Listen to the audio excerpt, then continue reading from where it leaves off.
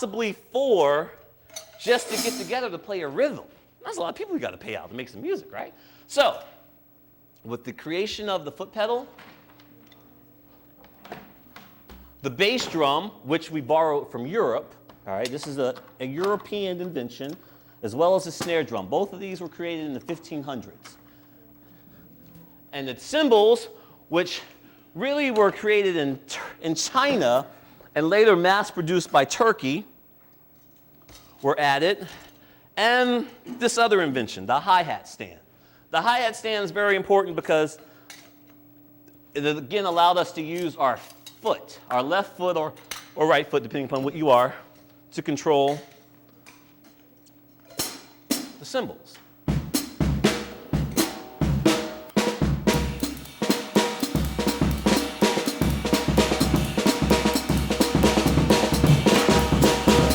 Now you have one person playing with it. Before it took 4 people to do. And you could do a lot more intricate things because it was just one person controlling it all, as opposed to one person trying to work with somebody else and all that stuff. But jazz was born. I say all this just to say that in the late 1800s, all right, going into the 1900s, this sound, which we call swing, swept the country. By the 1920s, this was everywhere. Everybody was in swing fever. But they would play like this in the 1920s, really fast, to make people dance, all right? It was all about dancing. But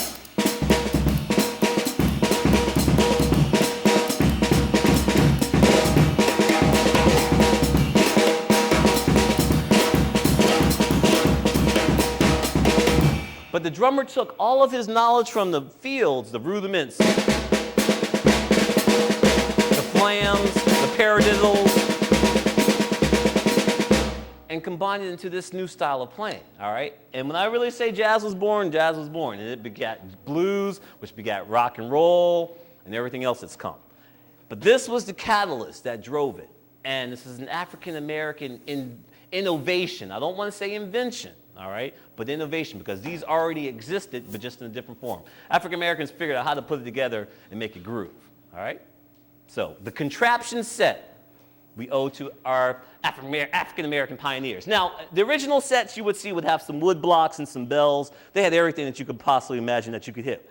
All right, so when you hear names like Warren Singleton and Earl Dodds, those were, and Chick Webb, Chick Corea is many years later. Chick Webb, those were some of the earliest drummers, all right, that helped really catapult us into what we do now.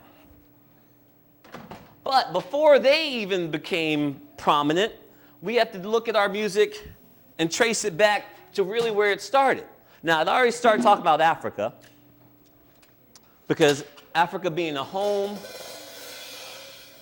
of most of the slaves, we were already playing instruments and rhythms on our tamas.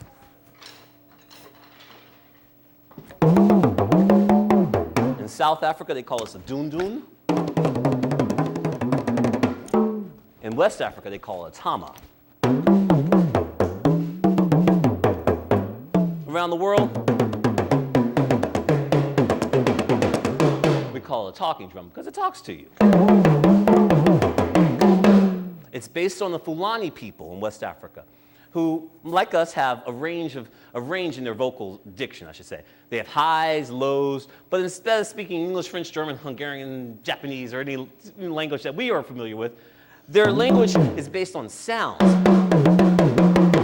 So if we were all Fulani, and you heard this drum talking to you, you would have an idea of what's being said, because it sounds very similar to the way that they speak, their dialect. It's all done by squeezing this drum. The more pressure I put on the drum, the higher it is. And when I take pressure off, the lower it gets.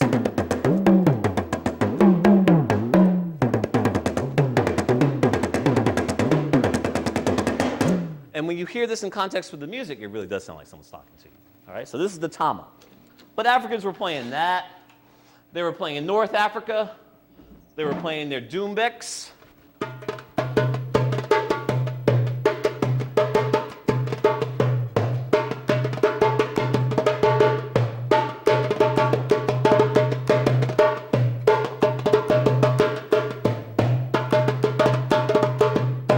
right? This drum, not this specific drum, but this family of drums, it's been around at least 2,000 years. All right, if you're reading the Bible, the Quran, any old scripture, you'll hear mention of the tabla.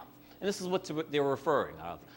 Now, I call it a doumbek, that is its name. It's also tabla. In Turkey, the cousin of it, it's a little thinner, a little smaller, and it's made out of tin. This is made out of titanium, but the tin ones are called darbukas, but they look very similar. Now, this drum, the language of this drum says doom, tek, doom, tek, doom, tek, doom, tek. So for any drum that you want to play, you have to learn how to make it speak and say what it's supposed to say. Otherwise, it's just saying a bunch of crazy stuff, right? But if you make this drum talk and learn the appropriate rhythms that go with the drum, then someone else can play along with you or someone could dance for you, okay? So there is a science to this. It's not just us sitting up here just making up stuff. Nah, you have to study and practice. So then here's my little caveat. Anything that you want to do and do well, practice, practice, practice. Start now. Whether it's soccer, baseball, basketball, you name it, practice. Reading books, you name it.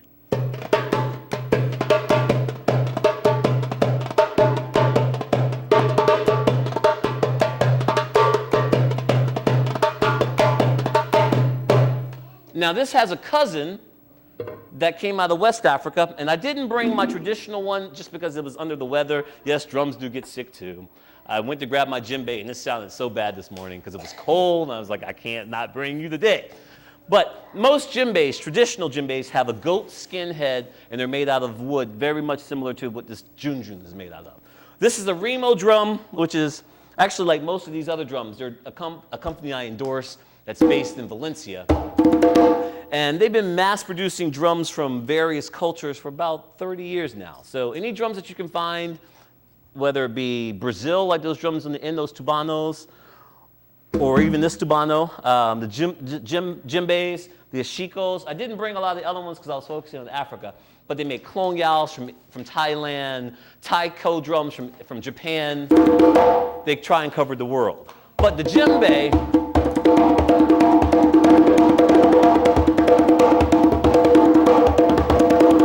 is one of the most popular drums in the world right now. And you can tell it right away by its shape.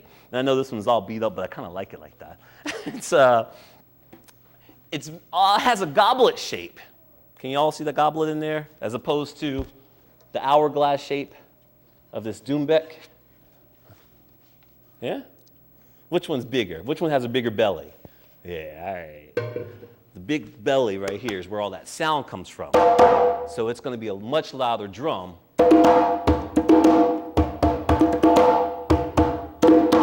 Naturally. I can put the same pressure that I put on there, but this will carry much further. Now, this drum also has 3 tones. If you hit it right in the middle, you get a deep sound called the goon. The natural tone is called godo. Godo, goon. Godo, goon. Goon, godo. And then there's a high-pitched sound. There it is. Pata.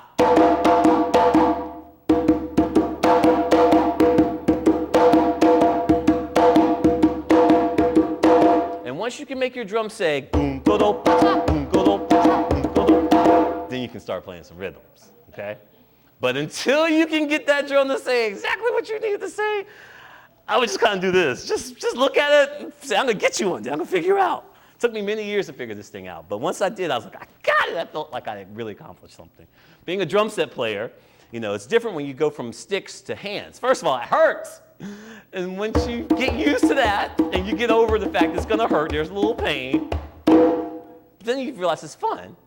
Then you go, I've got to learn. But then you got to put that thinking knowledge cap on, and just apply yourself and stay on it. Practice. Like I was just telling you, you have to practice if you want to get something.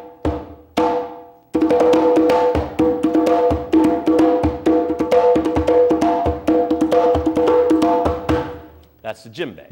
Now, another drum that goes back in time, and it's actually older in some respects than the djembe or the doumbek. Now, I know you guys all told me these were what drums? Bongos. That's right, the bongos, the world's most popular drum.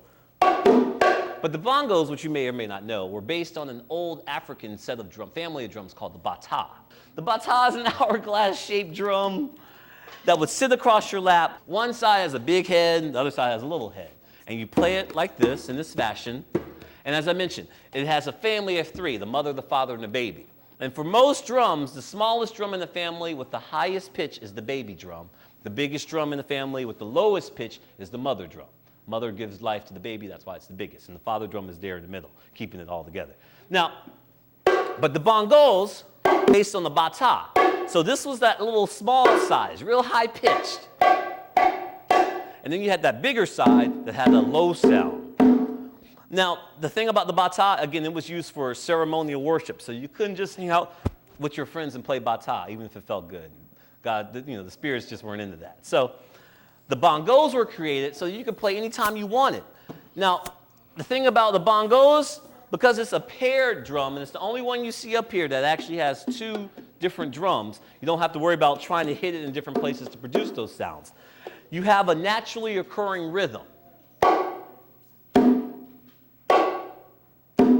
You have a high and a low. Every time you put a high next to a low, there's your natural rhythm. And if you put a little bit of meter on there, make it a little faster, gets a little bit more interesting. You start to get some different effects out of people. Until, you can't go anymore. But that's natural. It's just like with your mouth. You go high, low, low, high, low, high. That's your rhythm, okay? It starts there. Two different sounds. So now with the bongo, you take that.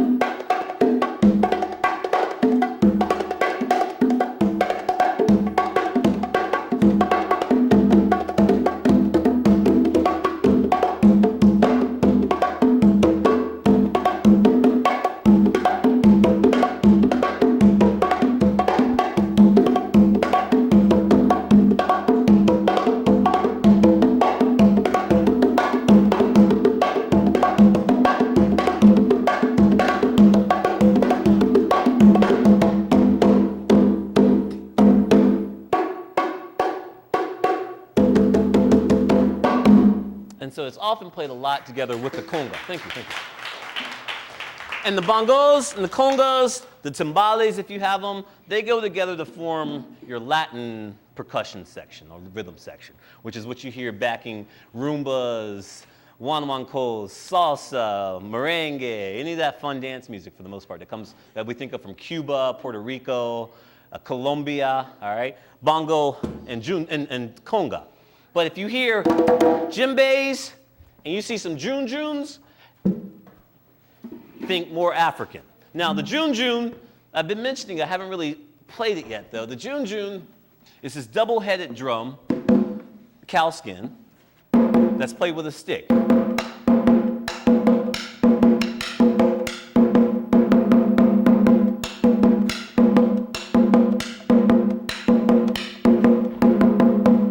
All right, and when you put this together with some djembe, and I really need an extra set of hands to play this together, but you create most of the rhythms that are danced to in West Africa, that have been danced to since the great Malian Empire in the 15th century, all right? It goes back many years. Now, the junjun is what type of shaped drum? Who knows what this is? Oval? Not quite oval. I would say this is maybe more oval or elliptical than this. But what kind of shape is this? Say it one more time. Cylinder. That's right, it's a cylinder, or cylindrical, okay? That's the adjective for it. Now, it's important that you know the shape because you can see exactly where it came from pretty much, right? The cylindrical shape frame, or log. Now, we said this was, what kind of shape? No, this was the hourglass. Goblet, that's right. And this is another hourglass. And